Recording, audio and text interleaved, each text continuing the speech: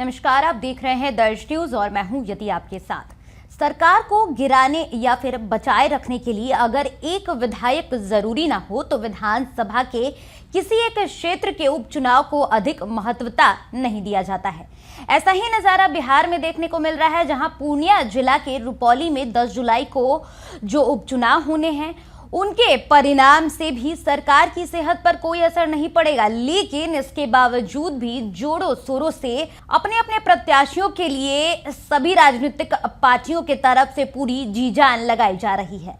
इस क्षेत्र के साथ मुख्यमंत्री नीतीश कुमार की एक भविष्यवाणी भी जुड़ गई है, इसीलिए यह उपचुनाव राजग यानी कि एनडीए और महागठबंधन के लिए काफी महत्वपूर्ण हो गई है। भविष्यवाणी ये थी नीतीश कुमार की कि जदयू से अलग होने के बाद वीमा भारती विधानसभा का चुनाव नहीं जीत सकती हैं। वीमा भारती रुपौली से 5 बार विधायक रही हैं। जदयू के टिकट पर उन्होंने चुनाव लड़ा था। पहली जीत उन्हें 2000 में निर्दलीय तौर पर मिली थी। 2005 के फरवरी वाले चुनाव में उन्होंने लोजपा के शंकर सिंह के सामने पराजित हो गई थी।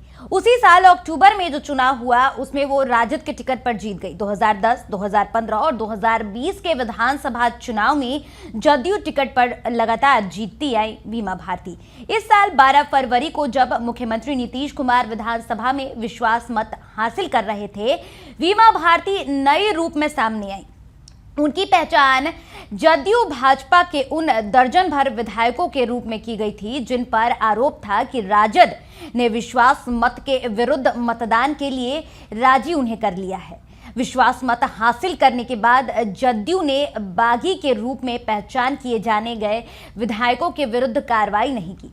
फिर भी वीमा भारती को झुकाव जो है वो राजद की ओर देखा गया। वो विस की सदस्यता से त्यागपत्र देकर राजद टिकट पर लोकसभा का चुनाव लड़ी। पूरे क्षेत्र में तीसरे नंबर पर रहीं और रुपौली विधानसभा क्षेत्र में भी उन्हें यही दर्जा मिला। जदयू ने कलाधर मंडल को उम्मीदवार बनाया है। ये 2020 के निर्दलीय उम्मीदवार थे। 6200 वोट के साथ चौथे नंबर पर रहे थे।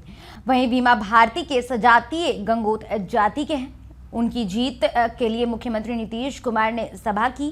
केंद्रीय मंत्री राजीव रंजन सिंह यानी कि ललन सिंह, जीतन राम मांझी, चिराग पासवान, जदयू के राष्ट्रीय कार्यकारी अध्यक्ष संजय कुमार झा, प्रदेश अध्यक्ष उमेश कुशवाहा, राज्य सरकार की मंत्री अशोक चौधरी, लेसी सिंह, मदन सैनी सहित कई मंत्रियों ने मंडल के पक्ष में प्रचार किया है और तस्वीरें लगातार सामने आई। जदयू के लिए ये जीत अपने समर्थकों का मनोबल बढ़ाने के लिए जरूरी है। वीमा भारती और कलाधर मंडल दोनों अति पिछड़ा गंगोता जाति के हैं। अति पिछड़ों पर जदयू अपना एक अधिकार मानता है। राजद यानी कि आरजेडी का दावा है कि लोकसभा चुनाव में भी उसे कई सामाजिक समूहों का अतिरिक्त सहयोग मिला।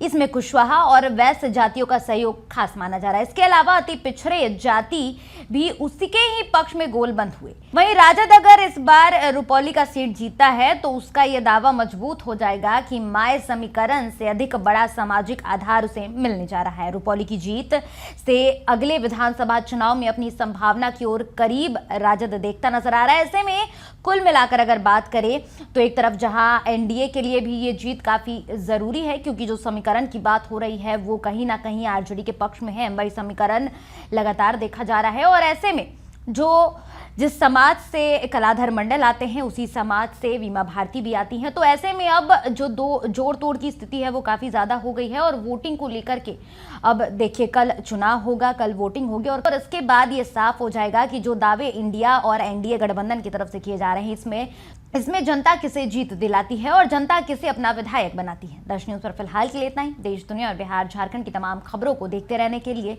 बने रहे दर्श न्यूज के साथ। अगर अभी तक आपने हमारे YouTube चैनल को सब्सक्राइब नहीं किया है तो जल्दी हमारे चैनल को सब्सक्राइब कर ले। साथ ही हमारे फेसबुक, इंस्टाग्राम और ट्विटर पेज को भी फॉलो जरूर करें। धन्यवाद।